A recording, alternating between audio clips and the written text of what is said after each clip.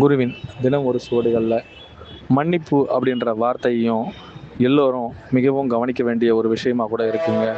இன்றைய காலகட்டத்தில் இந்த மன்னிப்புன்ற வார்த்தையும் சரி, அறிவுரைன்ற வார்த்தையும் சரிங்க, எல்லோராலும் ஏற்றுக்கொள்ளப்படுதா அப்படின்னு பார்த்தா இரண்டுமே எல்லோராலும் ஏற்றுக்கொள்ளவும் முடியல.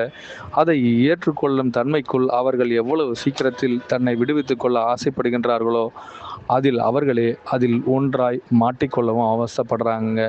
இப்போ உங்களுக்குள் நான் உங்களை எந்த ஒரு காரணத்திலும் மன்னிக்கவும் விரும்பவில்லை, உங்களை நான் விடுவிக்கவும் விரும்பவில்லை அப்படின்னு நீங்கள் நினச்சா அங்கே யார் அதில் மாட்டிக்கொள்கிறார்கள்னா மன்னிக்க விரும்புகின்றவரா இல்லை மன்னிப்பு கேட்கிறவராங்க.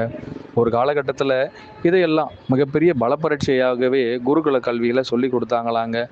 ஏன் இந்த காலகட்டத்தில் கல்விக்கூடங்களில் இந்த மன்னிப்புன்ற வார்த்தைக்கு இன்று வரை யாரெல்லாம் விளக்கம் எடுத்துக்கிறாங்கங்கிறதுக்கு மறுமுறை அறிவுரைன்ற வார்த்தையில் தான் அவர்கள் அனைவருமே தன்னை நிதர்சனப்படுத்தி கொள்ள ஆசைப்படுறாங்களாங்க. நீங்களும் உங்களுக்குள் ஏற்பட்ட ஒவ்வொரு விஷயங்களுக்குள்ளும் நான் என்னை நிதர்சனப்படுத்தி கொள்ள ஆசைப்படுகின்றேன், என்னை நீ மன்னித்து விடு அப்படின்னு கேட்கும் பொழுது உடனே ஒருவர் சொல்லும் வார்த்தை, ஏன் நான் பிறப்பின் ரகசியம். என்னடா இது, இந்த வார்த்தைக்கும் மன்னித்து விடுன்ற வார்த்தைக்கும் என்ன பொருள்னா, உங்களை நீங்களே ஒவ்வொரு இடத்துலையும் பலிப்பிடமாக வைத்து கொள்ளுங்கள்.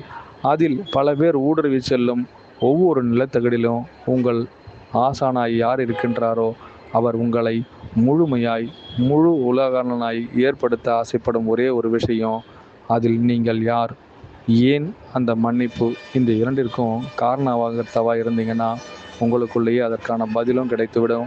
அப்பொழுதே நீங்கள் அவரிடமிருந்து எதனை நாடுகின்றீர்களோ அது உங்களிடமே கிடைத்து விடுங்கிறதையும், உங்களுடைய செயலும் அதற்கான பெரும்பான்மையே கொடுத்து விடுங்கிறதையும் புரிஞ்சுக்கலாங்க.